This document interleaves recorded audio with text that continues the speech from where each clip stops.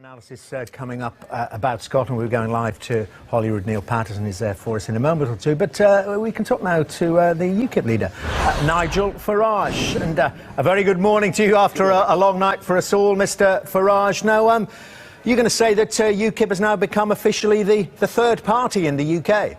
Oh, quite comfortably, yes. I mean, we've made breakthroughs across the country, and we're about to win a handful of seats in the Welsh Assembly, and I believe we're going to win seats in the London Assembly later on today.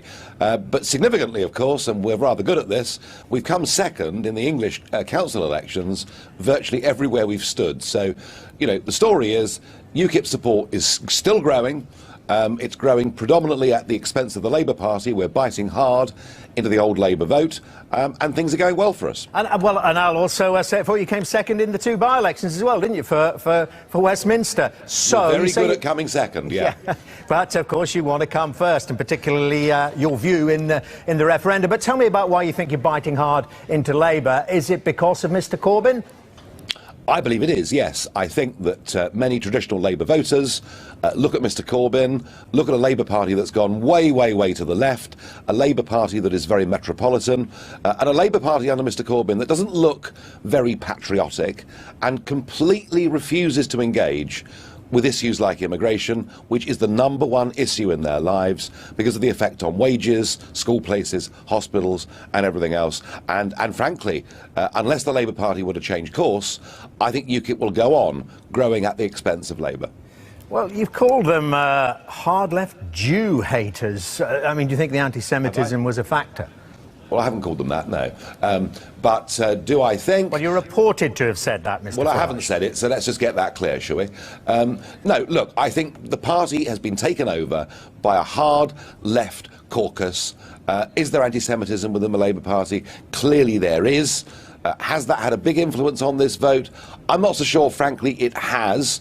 I just think a lot of people are deserting Labour. They just don't see it as standing up for Labour values. Tell me about the Welsh results. Still waiting for those, the proportional representation part of that. Some of the lists there still to report. Do you wish Neil Hamilton all the best? Well, I wish him all the best, of course I do. You know, he's back in elected politics after a 20-year break. And I want UKIP in the Assembly to be big voices for Brexit over the course of the next 5 weeks, but to engage constructively in that chamber. You know, under devolved powers, Wales now has the worst healthcare delivery in the whole of the country. And if UKIP can bring some pragmatism and a sensible voice to that, we will. And what do you think this means for the EU referendum campaign? We've talked before, haven't we, Mr Farage, how, well, really some of the leavers, particularly the Conservative ones, don't really want to have much to do with you. Are you saying back to them now, look at these results, look at the voters I can bring along? Yeah, I mean, look, you know, if there was a general election tomorrow, on these numbers, UKIP would get somewhere between 5 and 6 million people voting for it. And there are many more that agree with what we say, but vote for other parties. So clearly, the UKIP voice in this referendum, getting our voters out and addressing the real issues that some in Westminster tend to shy away from, clearly UKIP's an important part of this referendum. And look, I've said it before... But do you want a bigger role? Do you want a bigger, higher profile role? Well, I don't really need a higher profile role, but what I want us to do is all to work together. OK, Nigel Farage, thank you very much indeed.